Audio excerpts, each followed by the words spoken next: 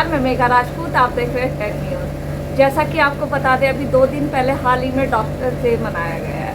वैसे तो doctor day का कोई एक दिन नहीं होता, हर दिन ही डॉक्टर्स के और उनके पेशेंट के लिए स्पेशल होता है, क्योंकि हमारे देश भारत में डॉक्टर्स को भगवान का दर्जा दिया गया है, रुख माना गया है, क्योंकि जो काम भगवान आके नहीं कर सकते वो धरती पर रह के डॉक्टर कर देते हैं। जी हाँ, ये बात उन लोगों से पूछे जा जो स्वास्थ्य संबंधित समस्याओं से पीड़ित होते हैं और वो डॉक्टर के इलाज से वो स्वस्थ होकर अपने जीवन यापन करते हैं। जी हम आज आपको एक ऐसी डॉक्टर की लाइफ के बारे में बताएंगे जो कि डॉक्टर A.K. गढ़वाले जी हैं, जो कि एक जाने माने फिजिशियन है, जो इस समय पे शारदा अस्पताल ग्रेटर नोएडा में डायरेक्टर डॉक्टर के पद पर कार्य करते हैं। अब पूर्व में अगर सर की थोड़ी कार्य सेवाओं की बात करें तो वो केंद्र सरकार के RN अस्पताल में भी निदेशक के पद पर रह चुके हैं। सर पहले में सबसे पहले आपका बहुत बहुत स्वागत है। देखिए, आप एक जाने माने विशिष्ट फिजिशियन है, आपने अपना पूरा जीवन लगभग रोगियों की सेवा में समर्पित किया है, तो क्या कहना चाहेंगे आप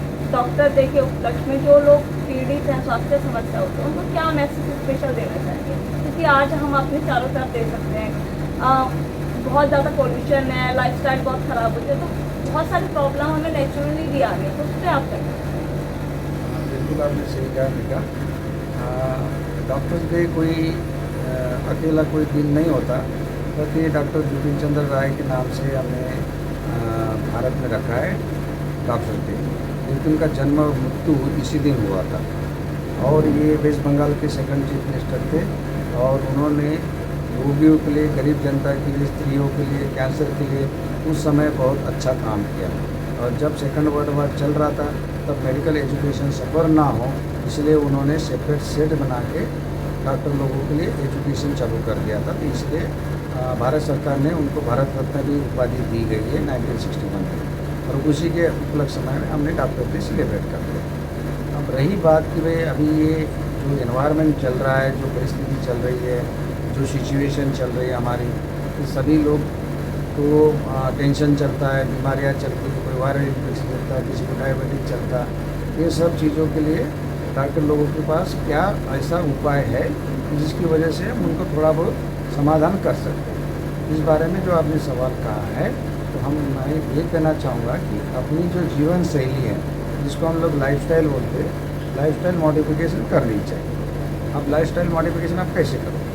जैसे कि भाई मॉर्निंग वॉक करेंगे, आहार में संतुलित आहार लेंगे, एक्सरसाइज करेंगे, लोगों को अच्छा मीठी बात करेंगे, बच्चों के साथ गप लड़ाएंगे, ताकि अपना जो माइंड है वो फ्री रहे। दूसरी बात है कि भाई जो सेवन की जो चीज़ होती है, बीड़ी, सिगरेट, तंबाकू, अल्कोहल से थोड़ा दूर रहे। जो बेकार के शौक़ होते हैं, जैसे कि भाई रमी खेलना, पिक्चर अननेसेसरी देखना, इधर इधर घूमना बेकार में, ये सब चीज़ों से अवॉइड करें। इससे आपकी लाइफस्टाइल थोड़ी शांत हो जाएगी। दूसरी बात है कि जब आपको कोई सिम्टम दिखाया जाए तब आप डॉक्टर के पास जाना चाहिए, आपको सही इलाज करना चाहिए। सर देखिए, अभी आपने बताया कि कैसे लाइफस्टाइल अच्छा हो सकता है, कैसे हम बीमारियों से बच सकते हैं। अगर हम बात करें, हमने बहुत देखा है मोस्टली इंडिया में कि जो लोग हैं वो ब्लड डोनेशन नहीं करते हैं। जो स्वस्थ लोग हैं, जिनके ऑर्गन जो बहुत स्वस्थ हैं, वो डोनेट नहीं करते हैं। लेकिन अगर हम बाहर के देशों की बात करें तो बहुत सक्सेस है कि वहाँ लोग आगे आते हैं इस चीज़ में। तो इस पर आप क्या कहना चाहेंगे? जो लोग स्वस्थ हैं, क्योंकि जिसको ज़रूरत है वो कर सकते हैं। हाँ, बिल्कुल सही कहा। इसकी मैं ये मानूँगा कि शिक्षण का अभाव है। लोगों की इसके बारे में ज्ञान नहीं है, उनकी समझने की शक्ति नहीं है कि इसकी ब्लड डोनेशन की बात करें। 300 ml ब्लड हम निकालते हैं, तो 300 ml 5 लीटर में से निकाला तो कोई खून कमी नहीं होता और ना खून बनने की प्रक्रिया बंद होती। खून बनने की प्रक्रिया हमेशा चालू ही रहती है। तो लोगों को हमें ये समझाना पड़ेगा, आप स्वस्थ है, उसकी वजह से आपका ब्लड ग्रुप भी आपको पता चलेगा। आपके शरीर में कोई इन्फेक्शन वगैरह है, जैसे कि हेपेटाइटिस B, C या और कोई चीज़ है, वो आपको पता चल जाएगी और साथ में आप दूसरे का जीवन भी बचाओगे। जैसे आर्गन डोनेशन की बात है, आर्गन डोनेशन के बाद में हर आदमी ने आर्गन डोनेशन करना चाहिए। 2 चीज़ों की माना जाता है, एक तो लाइव आर्गन डोनेशन और एक कैडावर आर्गन डोनेशन। तो कैडावर के लिए तो आप मरणोपरांत के लिए आप ये लिख सकते हैं कि भाई यदि मेरी कोई किसी कारण से मृत्यु हो गई तो मेरे शरीर के अंग दिए जाए, इसको बोलते हैं हम कैडावर। और दूसरा जो होता है लाइव अभी आपको क्या चाहिए, मेरी किडनी चाहिए, मेरा और कुछ चाहिए, गुर्दा चाहिए या लीवर चाहिए तो मैं दे सकता हूँ। तो लाइव डोनेशन कर सकते हैं। कार्नियल डोनेशन हम आपके मरने के बाद ही करते हैं, हार्ट डोनेशन हम मरने के बाद करते हैं। जी सर, जैसे कि आपने बताया, अगर हम बात करें मेडिकल फील्ड के बारे में थोड़ा आते हैं, तो अब पहले की तुलना में आप देखते हैं जो पीटी की सरकार आई है पिछले 9 वर्षों में, जो उसका कार्यकाल रहा है, तो उसने मेडिकल की फील्ड में काफ़ी तरक्की की है। तो उस पर आप क्या कहना चाहेंगे? क्या प्रभाव इससे मेडिकल की गुणवत्ता पे पड़ा, उसके बारे में आप क्या कहना हाँ, थोड़ा सा सवाल अलग सा है, फिर भी मैं ये बोलना चाहूँगा कि जो डॉक्टर पॉपुलेशन रेशियो जो WHO बोलता है कि एक डॉक्टर 1000 लोग जनसंख्या के लिए होना चाहिए, जो कि भारत में उसकी संख्या 1 डॉक्टर 5-6 हज़ार पॉपुलेशन में आ जाता है।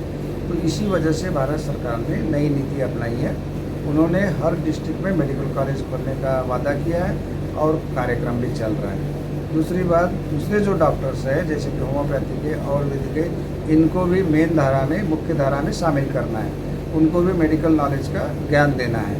और तीसरी जो है नर्सिस के लिए नर्सिंग मेडिकल कॉलेज खोलना है।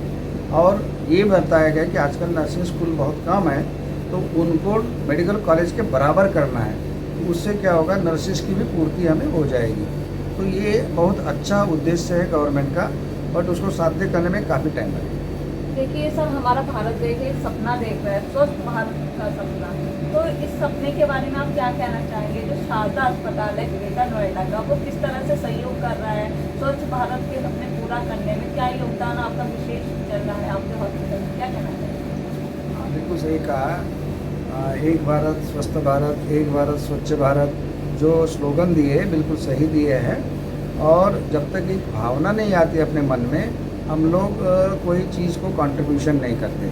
सरकार अकेली कोई कुछ नहीं कर सकती। सरकार का जो भी प्रोग्राम है उसको साध्य करने के लिए सरकारी यंत्रणा, कम्युनिटी और पर्सनल, ये 3 चीज़ें की ज़रूरत होती है। उसमें से एक भी चीज़ फेल हो गई है तो कोई प्रोग्राम सरकार का सक्सेसफुल नहीं हो सकता। इसलिए हम लोग जन जागृति करके कम्युनिटी को इन्वॉल्वमेंट करते हैं और हर एक इंडिविजुअल को बताते। एक छोटी सी बात है, प्लास्टिक थैली की बात है। सरकार ने बोला कि सिंगल यूज प्लास्टिक यूज में लाना है, बाकी नहीं लाना है। लेकिन लोग क्या करते हैं, बार बार प्लास्टिक का यूज़ करते हैं। जब तक मुझे समझ में आएगा, मैं अपने आप को बोलूँगा नहीं ये चीज़ें नहीं करनी चाहिए। वैसा देख के मेरे कम्युनिटी करेगी तो नेचुरली ऑटोमेटिक सरकार का काम साध्य हो जाएगा। उत्तर प्रदेश सरकार द्वारा जो स्वास्थ्य सेवाएं उपलब्ध कराई जा रही हैं गौतम बुद्ध नगर, उसके बारे में क्या कहना चाहेंगे? और क्या आप स्पेशल सुविधा वो सरकार से उम्मीद करते हैं कि वो यहाँ दें? जहाँ तक गौतम बुद्ध नगर डिस्ट्रिक्ट की बात है, वहाँ पे अभी काफ़ी अच्छी सेवाएं चल रही हैं। 3-4 मेडिकल कॉलेजेस यहाँ काम कर रहे हैं। प्राइवेट अस्पताल भी बहुत अच्छे हैं। और आप जानती हैं कि भाई जो सरकारी अस्पताल है वो 20% सेवाएं देती है और 80% सेवाएं प्राइवेट संस्थाएं देती है। जैसे कि प्राइवेट मेडिकल कॉलेजेस है, प्राइवेट प्रैक्टिशनर्स है, प्राइवेट अस्पताल है, ये लोगों को स्वास्थ्य की सेवाएं प्रदान करती है। हमारे पास सरकार में जिम्स है जो ग्रेटर नोएडा में है, उसके बाद में हमारे पास डिस्ट्रिक्ट हॉस्पिटल है जो नोएडा में है, उसके बाद में चिल्ड्रन हॉस्पिटल है सरकार का, वो नोएडा में है। तो ये सब चीज़ें सरकार प्रोवाइड कर रहा है। तो मेरे हिसाब से ये अच्छा कदम है सरकार का और पहल अच्छी हो रही है। देखिए सर, हम कोविड की बात करें तो हमने कोविड में देखा है कि बॉडी में बहुत सारे चेंजेस आए हैं, बहुत सारी बीमारियां नई आई हैं जिसका हमने नाम भी नहीं सुना, क्योंकि कोविड एक ऐसा पेंडिंग था जिसके बारे में कुछ क्या कहना चाहेंगे? किस तरह से उसके बाद जो बीमारियां आ रही थे, कैसे उनका आप पहचान कर सकते हैं? क्योंकि कई बार तो पता भी नहीं होता कि क्या होने वाला है। कोविड एक ऐसी महामारी आ गई है और जो उसके बाद में काफ़ी रेसिडुअल इफ़ेक्ट्स बोलते हैं हम लोग, साइड इफ़ेक्ट तो नहीं बोलेंगे, रेसिडुअल इफ़ेक्ट्स आ रहे हैं। इसकी काफ़ी बड़े स्तर पे जांच हो रही है, बड़े स्तर पे अभियान और रिसर्च चल रहा है। जैसे कि अमेरिका में ये देखा है कि भाई कोविड के जिन पेशेंट हुआ उनको जल्दी हार्ट अटैक आ जाता है, उनकी किडनीज खराब हो जाती है, उनकी लंग खराब हो जाता है। तो इसकी स्टडी अभी चल रही है। अभी बहुत इमैच्योर होगा कि इस समय में कौन सी बीमारी उसकी वजह से एकदम से डिटेक्ट की गई, क्योंकि जो भी हो रहा है वो कोरिलेशन में देखा जा रहा है। आइसोलेटेडली अभी स्टडी चल रही है, इस समय उसके बारे में बोलना थोड़ा सा नामुमकिन होगा मेरे लिए। देखिए सर, हम फिर से डॉक्टर पे आते हैं तो अभी 2 दिन पहले गए हाल ही में, तो क्या आपने स्पेशल किया है अपने हॉस्पिटल में, उसके बारे में क्या कहना चाहेंगे? कैसा एक्सपीरियंस आपका रहा है? और आपका 50 सालों का सफ़र रहा है मेडिकल का, तो वो भी थोड़ा साझा कीजिए। मैं 1973 में मेडिकल कॉलेज में आया हूँ और 77 में मैंने MBBS कर दिया, 82 में मैं MD कर दिया। उसके बाद में केंद्रीय स्वास्थ्य सेवाएं में मैं काम कर रहा था। राम मनोहर लोहिया में मैं मेडिकल सुपरिटेंडेंट भी रहा। उसके बाद मैं डायरेक्टर PGI बना और retired as additional director general of health services government of India कर दिया। अब रिटायरमेंट होने के बाद में मैं शारदा अस्पताल में प्रोफेसर ऑफ मेडिसिन हूँ, प्लस मेरे को मेडिकल सुपरिटेंडेंट एंड डायरेक्टर करके इन लोगों ने बहाल कर दिया है। कल यानी 3 तारीख को, हालांकि जैसे 1 जुलाई को मनना चाहिए था डॉक्टर्स डे, लेकिन हमने 3 तारीख को डॉक्टर्स डे मनाया है। और इसमें हमने मेन सब्जेक्ट रखा, मेन उद्देश्य ये रखा कि कम्युनिकेशन, संवाद। क्योंकि बहुत बार ये देखा गया है कि डॉक्टर लोग अपने मरीज़ के साथ संवाद प्रॉपर करते नहीं, उसकी वजह से एक गलतफहमी और गलतफहमी धारणा हो जाती है। एक में का विश्वास, जो ट्रस्ट होता है, वो थोड़ा सा कम हो जाता है। और इस चीज़ को ट्रस्ट के माध्यम से, विचारधारा के माध्यम से, संवाद के माध्यम से हम कितनी अपनी गलतियाँ कम कर सकते हैं, कितना हम लोग अपना विश्वास पा सकते, इस बारे में कल हमने पूरा आयोजन किया वर्कशॉप का। ये वर्कशॉप में डॉक्टर इंदु अर्निज आई थी, जो Indian institute of health care communication जो संस्था है उसकी फाउंडर प्रेसिडेंट है। और वो साइकोलॉजी में MA है प्लस MD है और वो कम्युनिकेशन में ही काम करती है। तो उनके मार्गदर्शन में हमने एक प्रयोगशाला रखी है और काफ़ी लोगों का फीडबैक लिया, उनके ऑन द स्पॉट हमने उनके फीडबैक प्रोफार्मा बनाया, उनकी राह देखी है, कितने लोगों के कम्युनिकेशन का कैसा स्किल होता है, कहाँ पे हम लैगिंग करते हैं, कहाँ पे हमें सुधारना करना चाहिए। इस बारे में हम आपस में काफ़ी अच्छा डिस्कशन किया और मुझे लगता है कि इसका परिणाम कुछ आने वाले दिनों में कुछ अच्छा होगा। देखिए, अभी हमने यहाँ डॉक्टर AK गढ़पाले जी से बहुत सारी मेडिकल के संबंधित में बातचीत की और उन्होंने हमें बताया कि कैसे आप स्वस्थ रह सकते हैं एक पॉजिटिविटी के साथ। सबसे पहले तो आपको पॉजिटिव होना बहुत ज़रूरी है, उनका ये कहना था। साथ ही उन्होंने बहुत सारी चीज़ें बताई है हमको कि कैसे आप सारी चीज़ें अपनी कर सकते हैं। और संवाद के बारे में उन्होंने बात की कि एक डॉक्टर और पेशेंट के बीच में संवाद, कम्युनिकेशन होना बहुत ज़रूरी है। अगर कम्युनिकेशन ही अच्छा नहीं होगा तो शायद डॉक्टर आपकी इतनी बात पहचान ना सके कि आप कहना क्या चाहते हैं, आपको बीमारी क्या है। तो कम्युनिकेशन बहुत ज़रूरी है। साथ ही एक जो अवेयरनेस है एक स्वस्थ रहने के लिए, क्योंकि हाइजीन भी कभी कभी बहुत सारी समस्याओं का कारण बन जाता है। बहुत सारी समस्याएं जो मेडिकल आती हैं वो हाइजीन से ही सब शुरू होती हैं। तो हाइजीन के बारे में आप क्या कहना चाहेंगे? हाइजीन हमारे जीवन का एक अभिन्न अंग है और इसको हमने निगलेक्ट नहीं कर सकते किसी भी हालत में। अपने आप को शरीर माध्यम खलु धर्म साधनम जो बोला है कि आपका शरीर यदि अच्छा रहा तो आप अच्छे काम कर सकते हैं। आपको निरोगी रखने में शरीर का स्वस्थ होना, आपकी स्किन अच्छी होनी, आपका मन अच्छा होना, आपको फ्रेश लगना, आपका मन में अच्छा विचार आना, ये बहुत ज़रूरी है। उसके लिए हमारी हाइजीन सबसे अच्छी है। जैसे कि हाथ नहीं धोते हैं, एक हाथ से दूसरे पेशेंट को देखेंगे, वही हाथ से तीसरे पेशेंट को देखेंगे, हम लोग कुछ सैनिटेशन का ध्यान नहीं रखेंगे तो इन्फेक्शन हो जाएगा।